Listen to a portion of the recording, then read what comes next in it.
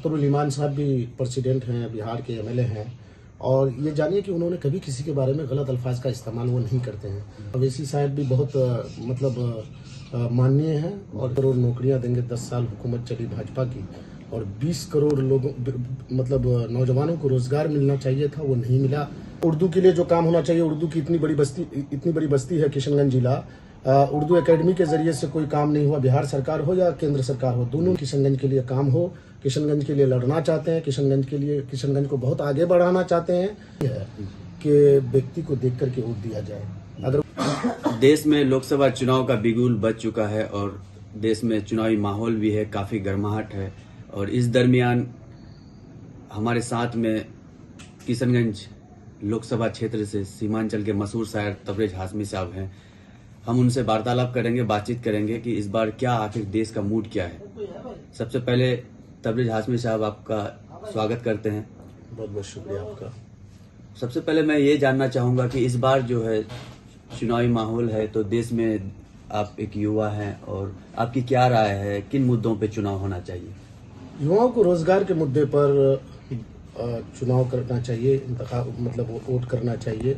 जो सरकार ने वादा किया था कि साल में 2 करोड़ नौकरियां देंगे, 10 साल हुकूमत चली भाजपा की, और 20 करोड़ लोगों नौजवानों को रोजगार मिलना चाहिए था, वो नहीं मिला।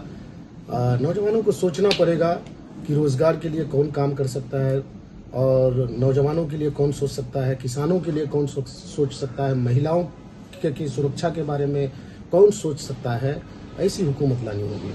तो कहीं ना कहीं 10 साल का कार्यकाल आपने देखा भाजपा का, और अब इंडिया गठबंधन भी है विपक्ष में, तो आपको क्या लगता है इस बार का जो चुनाव होने वाला है, नतीजा किस ओर जाएगा?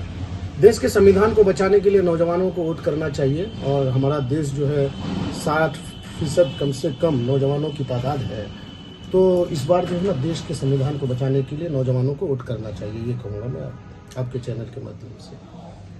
जैसे मैं एक पत्रकार हूँ, पत्रकार सरकार को आईना दिखाने का काम करता है, वैसे ही एक शायर भी जो इलाके के आवाज को, शोषितों के आवाज को, गरीबों के आवाज को अपने शायराना अंदाज में सरकार को आईना दिखाने का काम करता है।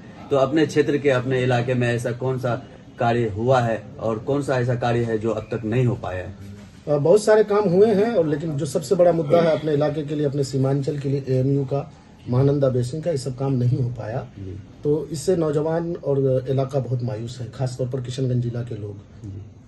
महानंदा बेसिन का काम होना चाहिए था। एएमयू के लिए इतनी बड़ी लड़ाई लड़ी गई थी, एएमयू पर कुछ नहीं किया गया।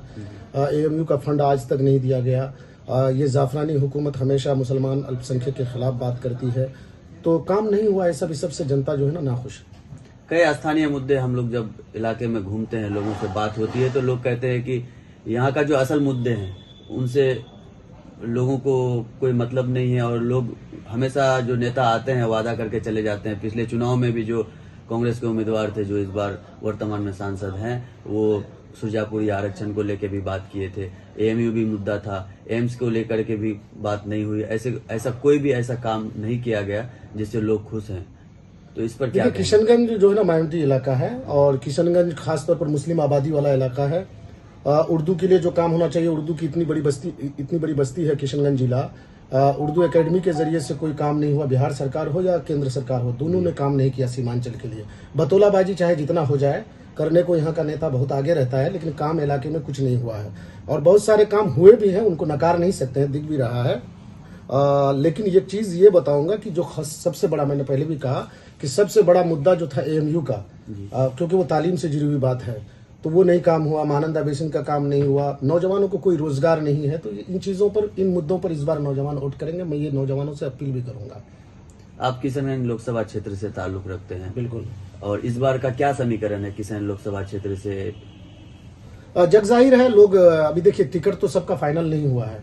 आप ये कहिए कि सेटिंग एमपी है जावेद साहब, उनका भी अभी कहिए कि टिकट का ऐलान नहीं हुआ है। टिकट अभी एक तरह से कंफर्म मानिए तो एमआईएम ने घोषणा किया है, असदुद्दीन ओवैसी ने, लेकिन चुनाव आयोग द्वारा जो है ऐलान हुआ है, तारीख का ऐलान हुआ है, लेकिन चुनाव पार्टी के जरिए से अभी न जदयू, न भाजपा, न कांग्रेस, किसी ने भी अपने प्रत्याशी का घोषित नहीं किया है नाम।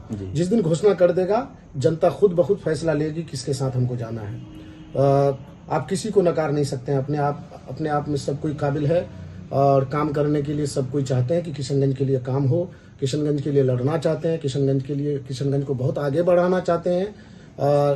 तो ये सब चीज़ों पर लोग देखेंगे, जिसके साथ जाना चाहेंगे देख लीजिएगा, आवाम उसके साथ चली जाएगी। किशनगंज जो है अल्पसंख्यक बहुल क्षेत्र है, यहाँ मुस्लिमों की आबादी लगभग 65% प्लस है।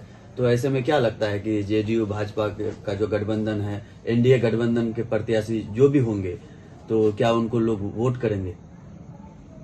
मैं चुनाव के बारे में एक चीज बताऊंगा कि पार्टी को देख करके वोट नहीं करना चाहिए किसी को भी। कोई भी, जितने भी पढ़े लिखे लोग हैं, बड़े बड़े दानिशवरों ने भी ये बात कही है कि व्यक्ति को देख करके वोट दिया जाए, अगर वो काबिल है।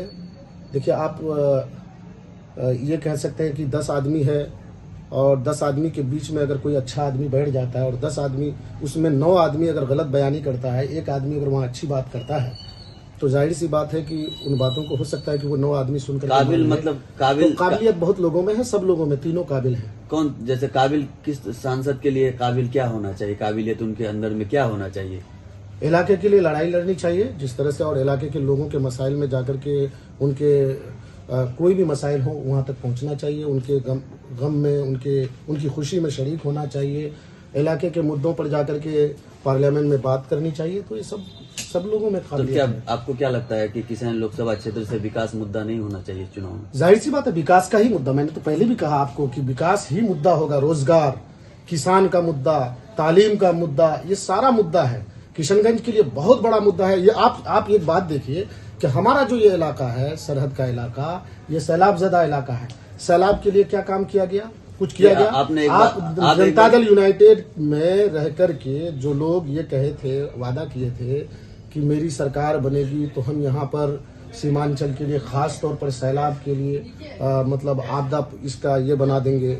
क्या बोला था, एक वादा किया था ना तेजस्वी यादव ने, वो भी नहीं हुआ। आप सीमांचल आयोग का गठन, सीमांचल आयोग के लिए क्या गठन किया गया? नहीं किया गया। उर्दू एकेडमी के लिए, उर्दू के लिए कुछ किया गया? नहीं किया गया। इतने सारे नौजवान हमारे टीईटी पास करके हैं, उर्दू टीचर की बहाली नहीं हो पा रही है। तो ये सारा मुद्दा होगा। तो आपने पूर्व में एक बात कही, आपने कहा कि नहीं, उम्मीदवार को हम लोग देख करके हम लोगों को, जाहिर सी बात है। देखिए, एक सवाल मेरा ये है कि क्या सिर्फ उम्मीदवार को देखेंगे? अगर सरकार नहीं बनेगी तो क्या सीमांचल विकसित हो पाएगा? सीमांचल किसान लोकसभा क्षेत्र आगे बढ़ पाएगा बिना सरकार बने? एक इंसान जब काबिल होता है, घर में 4 बेटा होता है, एक बेटा अगर काबिल है तो पूरे घर को लेके चलता है। बात समझ रहे हैं ना? तो काबिलियत देख करके वोट कीजिए, और काबिलियत जब सबका टिकट का फैसला हो जाएगा, घोषणा हो जाएगा कि ये प्रत्याशी हैं, तो उसके बाद जनता तय करेगी कि हमको किसके साथ जाना है। 5 साल किसान लोकसभा क्षेत्र से डॉक्टर जावेद साहब सांसद रहे। 5 साल का कार्यकाल में आपको 10 में से आप उन्हें कितने नंबर देंगे? उन्होंने खूब मतलब मेहनतें की, और 10 में से मैं नंबर कितना दूं उनको? 10 में 10 नहीं दे सकता अभी, लेकिन ये एक चीज़ है कि मैं सफ़र में रहता हूँ, शायर हूँ। उन्होंने वंदे भारत रोकने का काम किया। अमृतसर जो लोग मजदूर लोग जा रहे थे, उनको जलपाईगुड़ी या कटिहार में जाकर आपको नहीं लगता है कि अगर 10 में से आप ये कह सकते हैं 8 नंबर दे सकते हैं, 10 में से 10 नहीं दे सकते।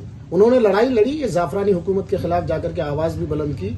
हाँ, लेकिन ये है कि किशनगंज की जनता उनसे संतुष्ट नहीं है। कि आखिर क्या कारण है संतुष्ट नहीं रहने का? कुछ तो कारण है। आवाम से दूरी, जनता के बीच नहीं रहते हैं वो।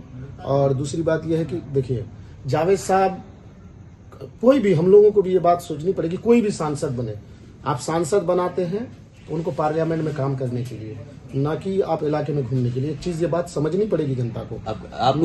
लेकिन मैं एक चीज कहूंगा, लेकिन ये भी आगे सुन लीजिए, पूरी बात सुन लीजिए।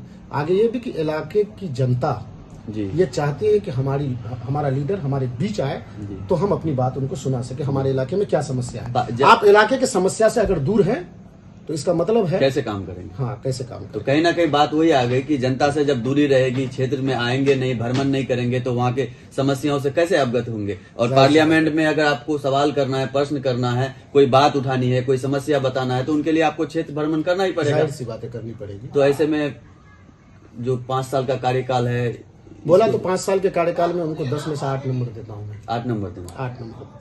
मित्र हैं इमरान प्रतापगढ़ी जी, वर्तमान में राज्यसभा सांसद हैं कांग्रेस कोटे से, और उनको लेकर के जो AIMIM के यूथ प्रेसिडेंट हैं आदिल हसन आजाद साहब एक टिप्पणी किए थे वो ये कहे थे कि ये गवैया शब्द का क्या आखिर अर्थ क्या है? शब्दों का इस्तेमाल सही होना चाहिए। कोई भी पॉलिटिकल पार्टी हो या कोई भी प्रवक्ता हो या कोई भी वक्ता हो, जी उनको अपने शब्दों का सही इस्तेमाल करना चाहिए।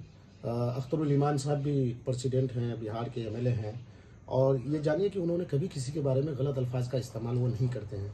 आदिल हसन आज़ाद जिस तरह से बोलते हैं वो अपनी लय में बोलते हैं, लगता है कि जैसे एकदम रटी हुई चीज़ हो। वो तैयारी करके आते हैं कि हमको यही बोलना है, अच्छा तो वो जब बोलता है ना तो उनको मतलब ये नहीं रहता है कि मैं बोल क्या रहा हूँ। शब्दों का सही इस्तेमाल होना चाहिए।